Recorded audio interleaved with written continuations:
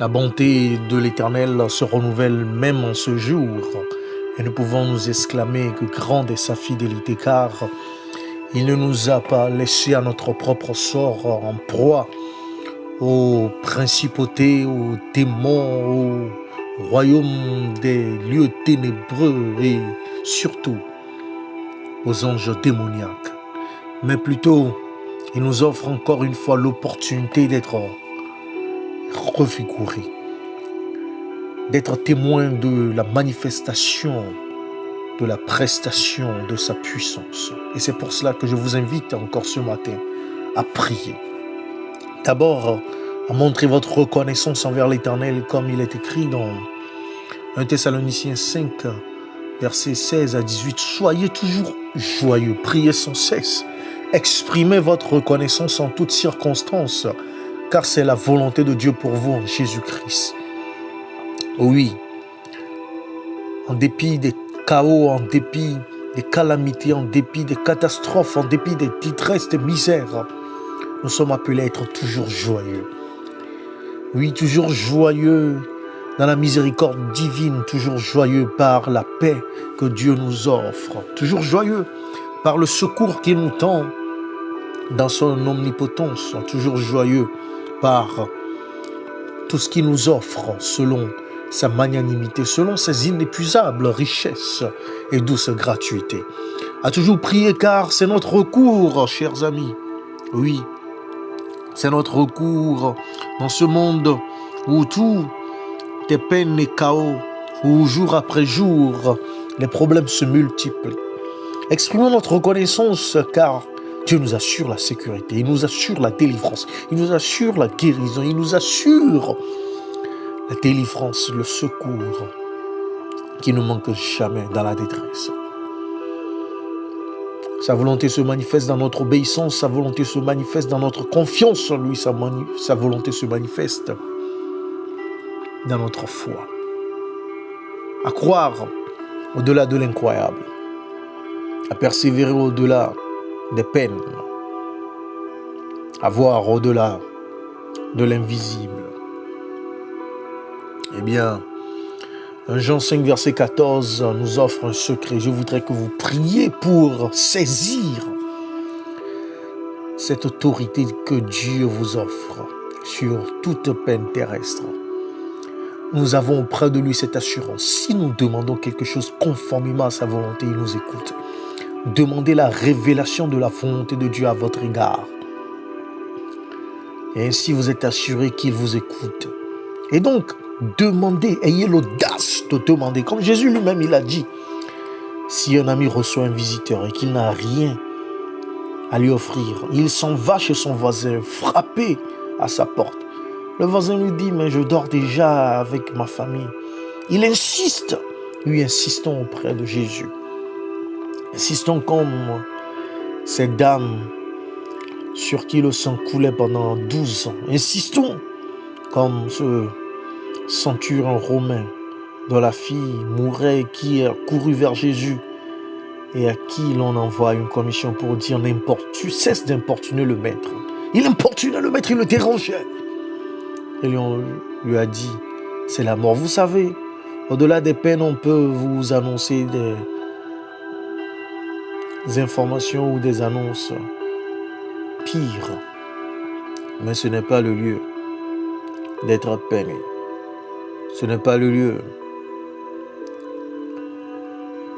de croire que tout est fini pour vous. Parce que Jésus lui dira, crois seulement. Ah oui. Croyons parce que celui qui a promis n'est pas un homme pour mentir. Croyons parce que celui qui a promis n'est pas un infidèle pour trahir. Il n'est pas un traître pour nous abandonner. Et c'est pour cela que je voudrais que vous vous rassurez avec cette promesse dans Marc 11, verset 24. C'est pourquoi je vous le dis, tout ce que vous demanderez en priant, croyez que vous l'avez reçu et cela vous sera accordé. Oui, croyez en ce que vous demandez, en celui à qui vous le demandez. Croyez que vous l'avez reçu. Croyez que ce n'est pas peine perdue. Croyez que cette prière se changera en témoignage. Croyez que vous pourrez aussi exulter de joie. Croyez que vous sortirez de ce gouffre. Croyez que cette situation s'estompera. Croyez. Oui, croyez. Jérémie 29, verset 12 nous dit: alors vous m'appellerez, vous partirez, vous me prierez, et je vous exaucerai. Appelez, car il a promis qu'il vous exaucera. Priez, demandez avec insistance en ce moment, et que votre cœur fasse un avec le divin, le surnaturel.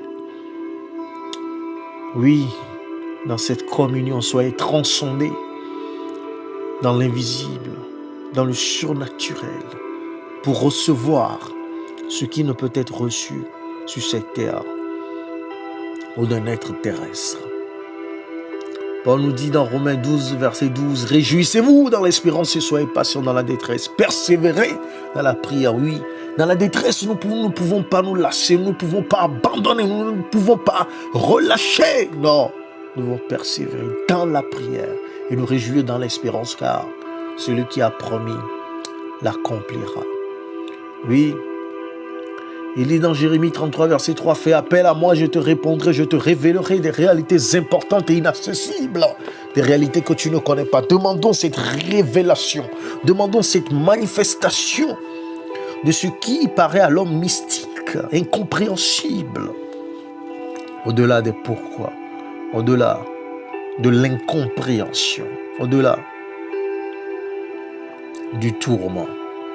Oui, demandons.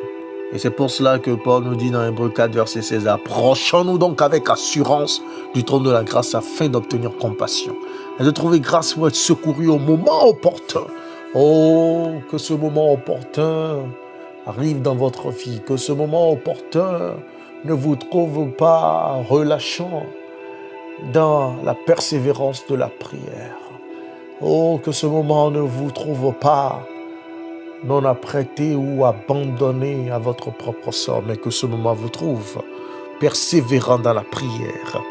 Oh, réclamant au Dieu sa promesse, car il n'est pas un homme pour mentir, il n'est pas un traître pour vous trahir, il n'est pas un lâche pour vous abandonner. Oh, David témoigne dans Psaume 18, verset 7 en disant, dans ma détresse, j'ai fait appel à l'Éternel, j'ai crié à mon Dieu de son palais, il a entendu ma voix, mon cri est parvenu à ses oreilles. Que cela soit votre partage en ce moment, au nom puissant de Jésus-Christ, alors que vous vous lamentez, alors que vous implorez le secours divin, alors que vous criez à Dieu, alors que vous vous abandonnez à lui, alors que vous vous soumettez à sa volonté, alors que vous le réclamez, qu'il intervienne aussi dans votre vie. Et que cela soit le témoignage, que cela soit le tournant décisif, que cela soit, oh, le moment où vous mettez pied dans votre destinée qui ne peut être possédée que par la communion, par la révélation, par la manifestation de la toute-puissance divine.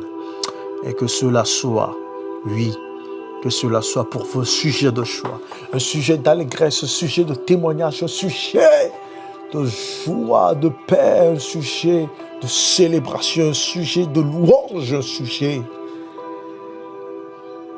de cri, non de peine, mais de cri, d'allégresse au nom puissant de Jésus-Christ. N'oubliez pas de vous abonner à cette chaîne du ministère Prions ensemble selon la parole de Jésus trouvée dans Matthieu 18-19. Partagez avec vos bien-aimés, soutenez ce ministère.